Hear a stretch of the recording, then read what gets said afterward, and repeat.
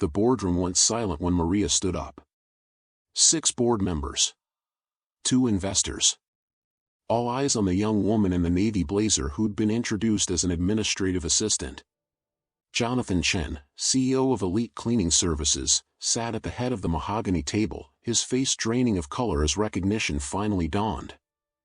"I worked for this company for 4 months, Maria said, her voice steady despite her trembling hands. "I cleaned your offices. Your bathrooms. Your break rooms.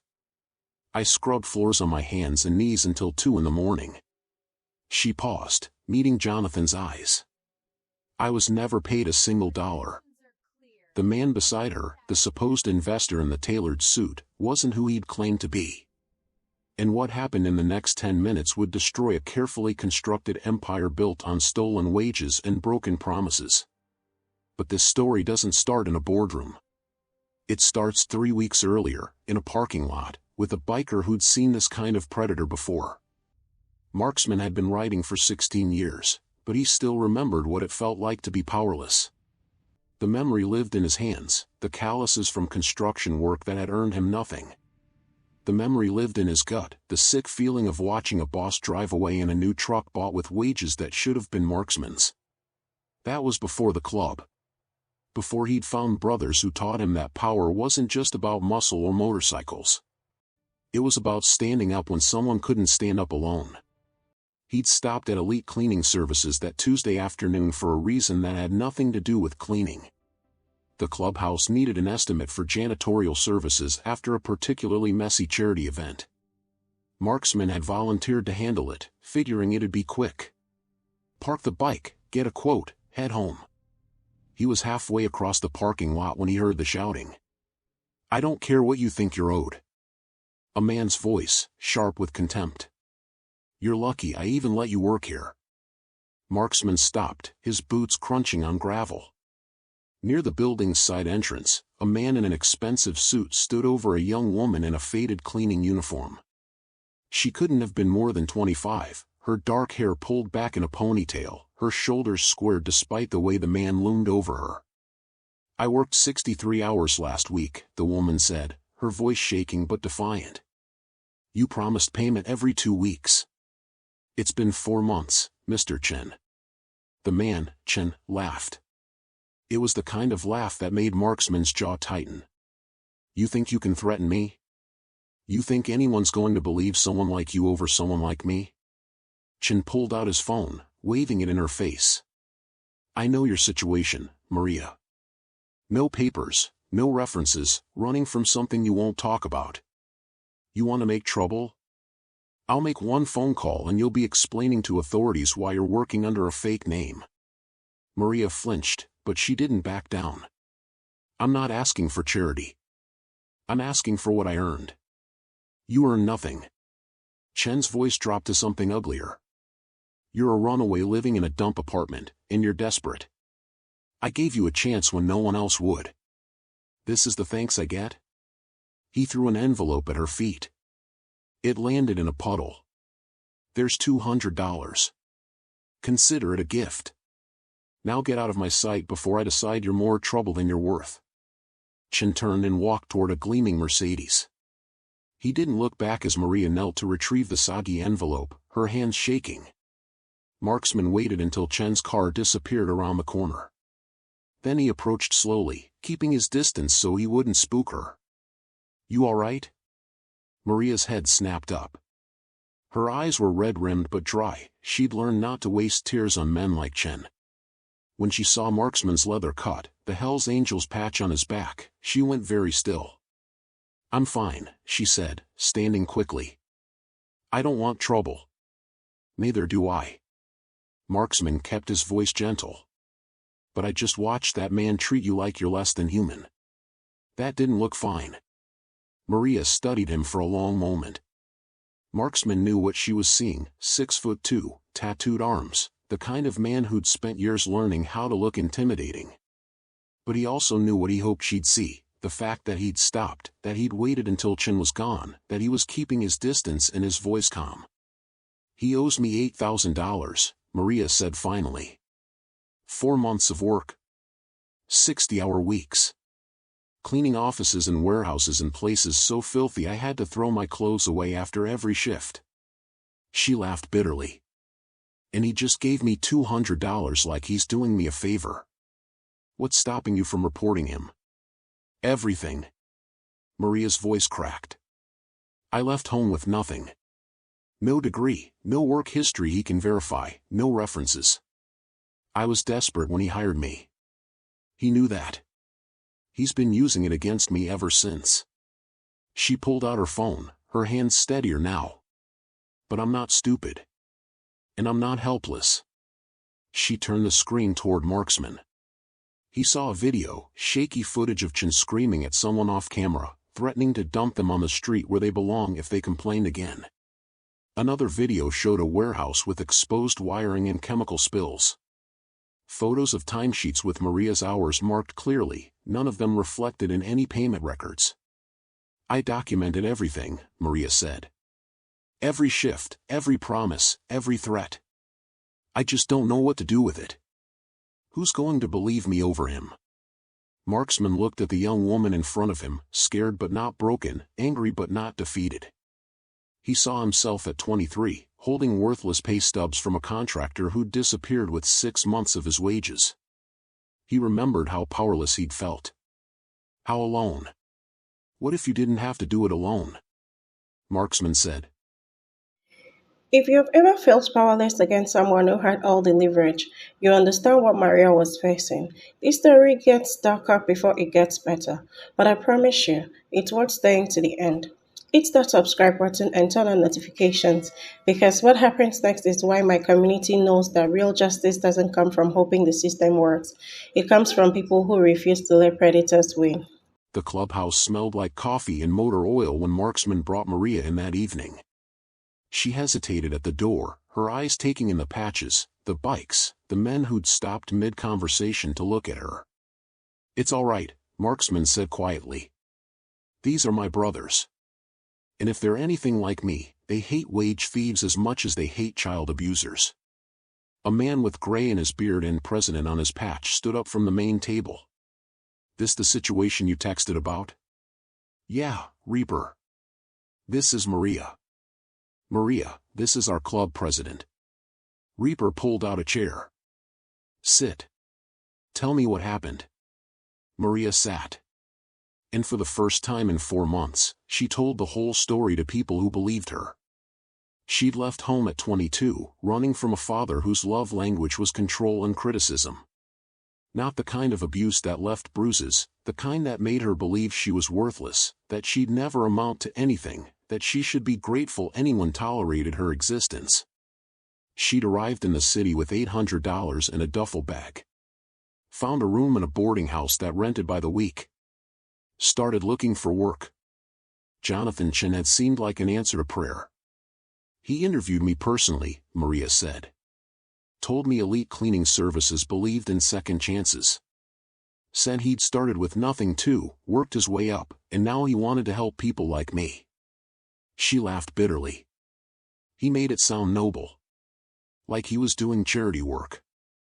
The first 2 weeks, Chen paid her in cash. Enough to cover rent and food, proof that the job was real.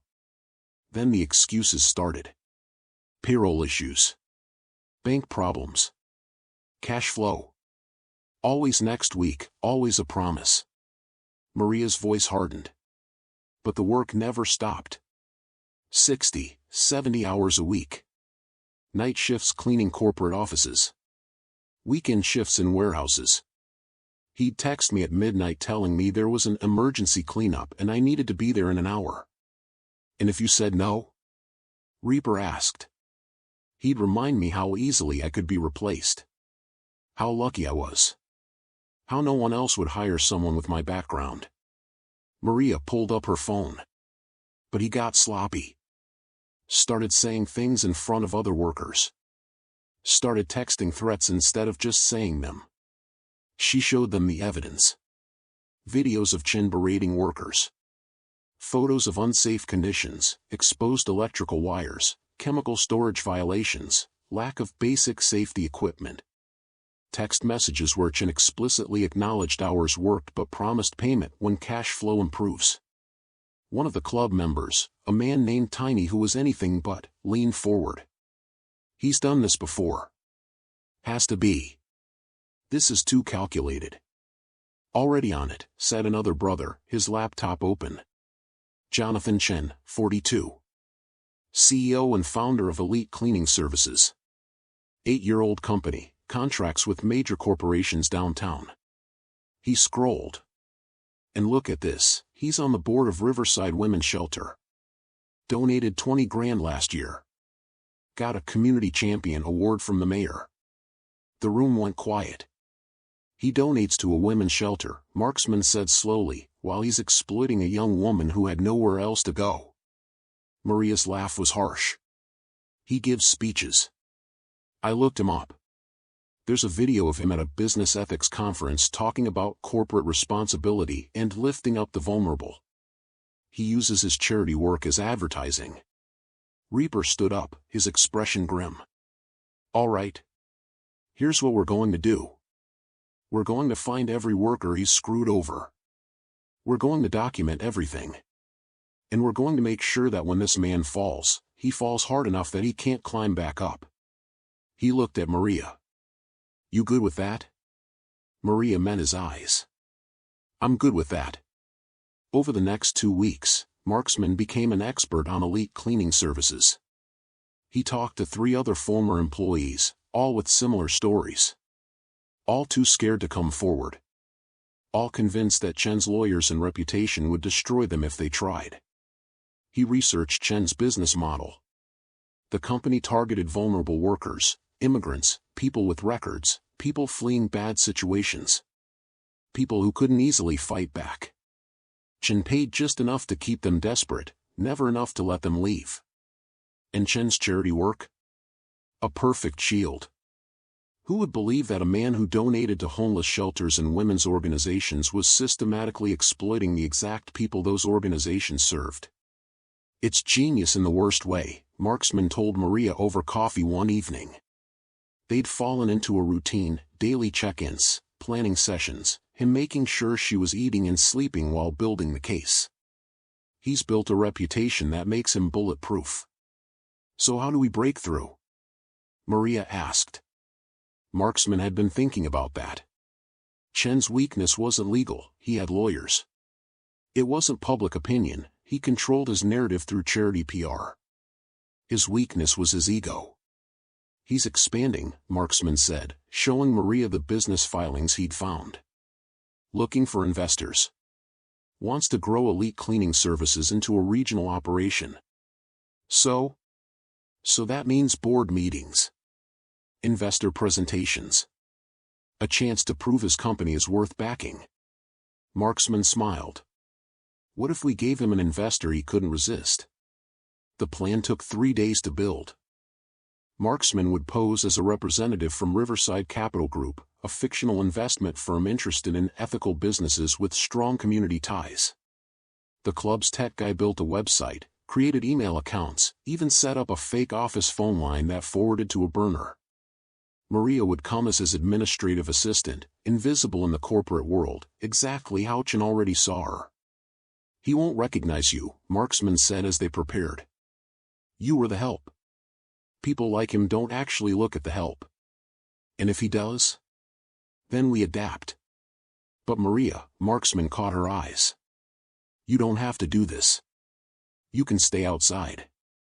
I can handle the confrontation. No. Maria's voice was firm. I need to be there. I need to look him in the eye when he realizes he's not untouchable. Marksman understood that. The need to face your monster. The need to be part of your own justice. All right, he said. Then let's make sure you're ready. They practiced.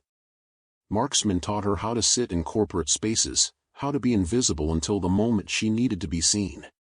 Maria taught him the details of Chen's operation, the names of board members, the patterns of his manipulation. And on a Thursday morning, Marksman made the call. Elite Cleaning Services, how may I direct your call? Jonathan Chen, please. This is Marksman Rivers from Riverside Capital Group. I'm interested in discussing investment opportunities. He was transferred immediately. Chen's voice was smooth, eager. Mr. Rivers.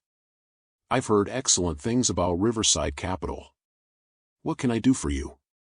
I'm looking to invest in ethical service companies with strong community foundations, Marksman said, his voice perfectly corporate. Your reputation for social responsibility caught our attention. I'd love to hear about your expansion plans. I'd be delighted to present. When works for you? I'm in town Friday. Morning board meeting, perhaps? I prefer to see how a company operates with its leadership team. There was a pause, Chen calculating whether this was worth rearranging his schedule. I can make that work. 10 a.m.? Perfect. I'll bring my assistant to take notes. Looking forward to it, Mr. Chen. Marksman hung up. Across from him, Maria was pale but determined. We're really doing this. We're really doing this, Marksman confirmed. You ready? I've been ready for 4 months. What Maria is about to walk into takes courage most people will never need. But here's the thing, every one of us has faced someone who thought they could control us, silence us, make us small. If this story is hitting you in the chest, do me a favor. Drop a comment and tell me about the time you stood up to someone who underestimated you. This community is built on people who refuse to stay silent. And if you're not subscribed yet, what are you waiting for? Hit that button. You're part of this now. Friday morning arrived cold and gray. Marksman stood in front of the mirror in his apartment, adjusting a tie he hadn't worn in 5 years. The suit felt like a costume, which, in a way, it was. He'd spent 16 years building an identity around leather and motorcycles and the freedom of the road. Putting on corporate armor felt like betraying something essential. But sometimes you had to speak the enemy's language to beat them. His phone buzzed. Maria, I'm ready. Are you? Marksman, born ready. Pick you up in 20. The club brothers were already in position when Marksman pulled up to Maria's apartment building in a rented sedan. Tiny and Reaper on motorcycles 2 blocks from Elite Cleaning Services. 3 more in a van with equipment to record everything if needed. They wouldn't enter unless things went sideways, but they'd be close.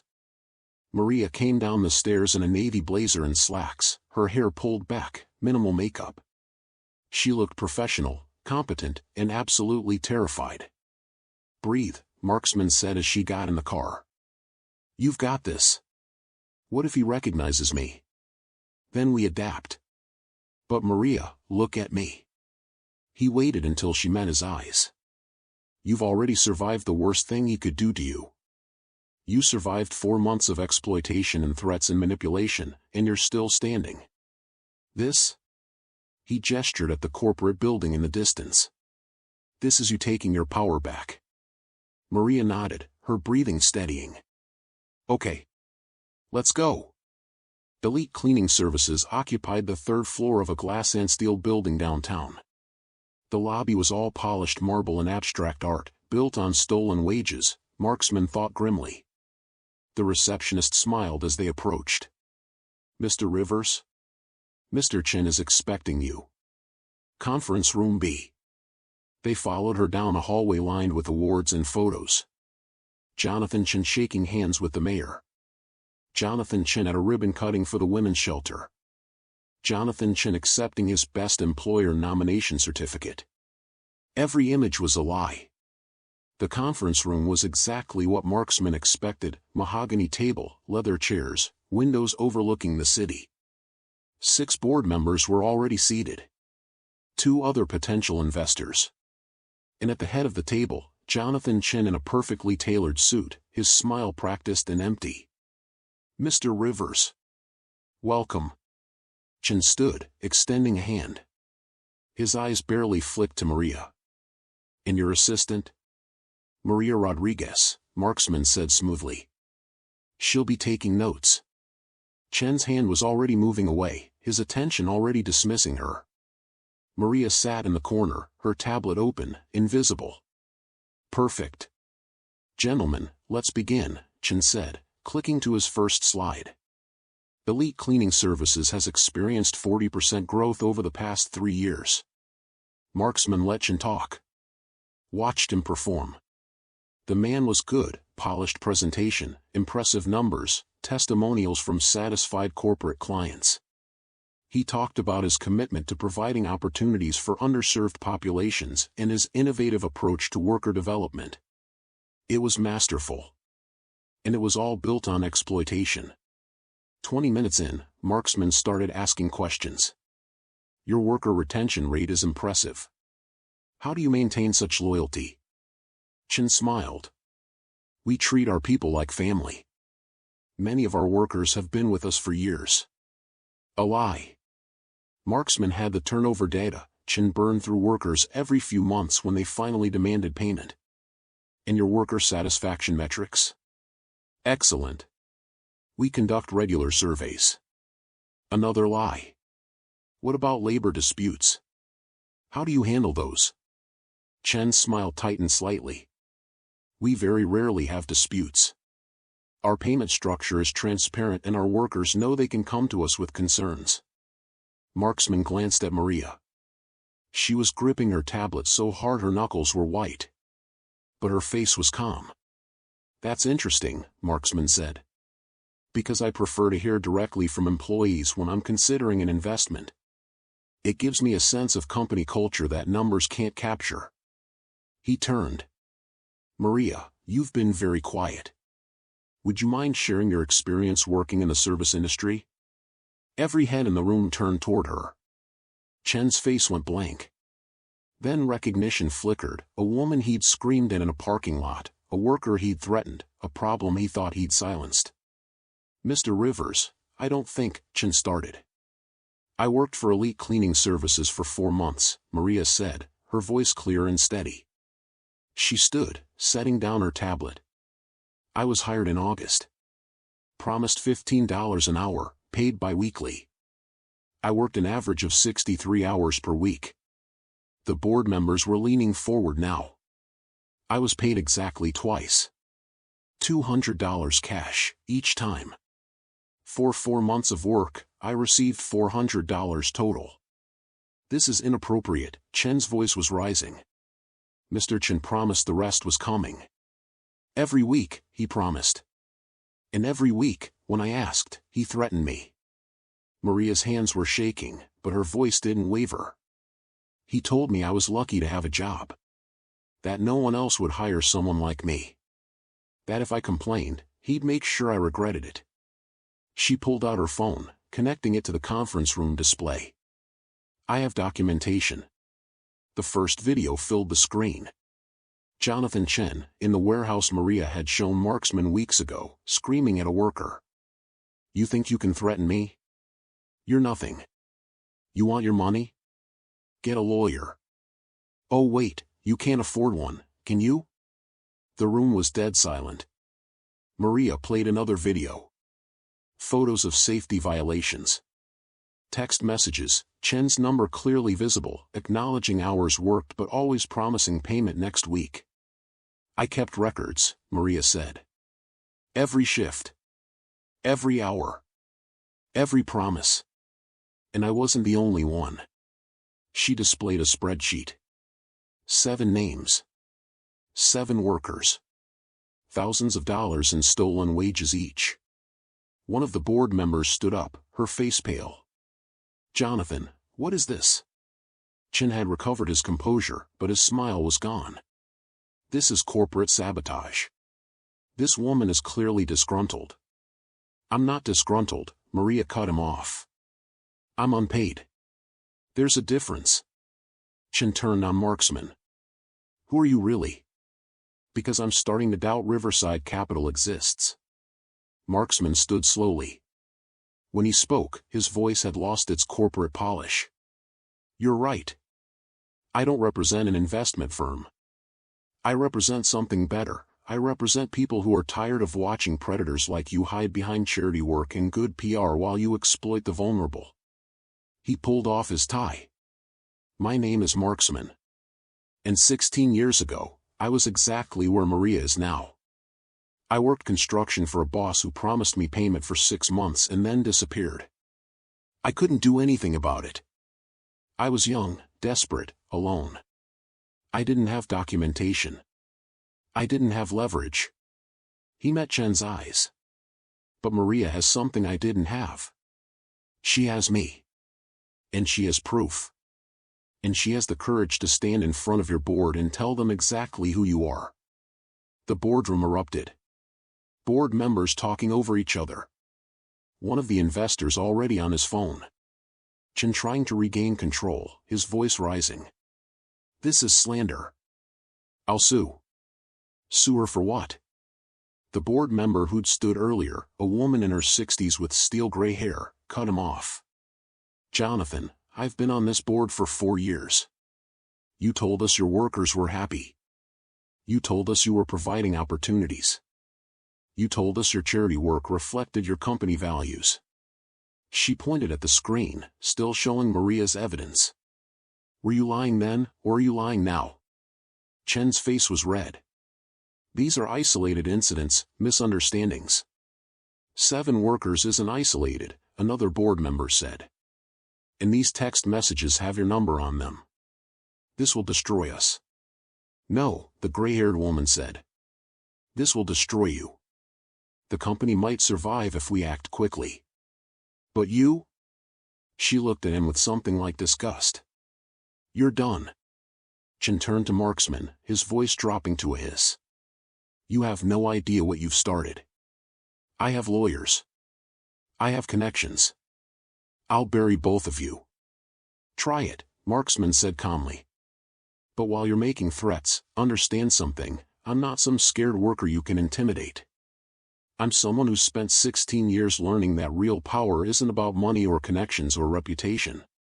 It's about standing up when someone can't stand alone. He stepped closer. Maria stood alone for 4 months. She doesn't have to anymore. The board voted to suspend Jonathan Chen that afternoon. By Monday, the local news had picked up the story, community leader accused of wage theft. By Wednesday, the Labor Department had opened an investigation. Chen's lawyers tried to fight. Offered settlements with NDAs. Threatened defamation suits. But the evidence was overwhelming, and more workers came forward every day. Elite cleaning services survived, barely. The board installed new leadership, hired an outside firm to review all employee records, and established a worker advocacy hotline. It wouldn't erase what had happened, but it was something. Maria received a settlement check 2 weeks later. $8,000 in back wages, plus $15,000 in damages. She stared at the check for a long time before depositing it.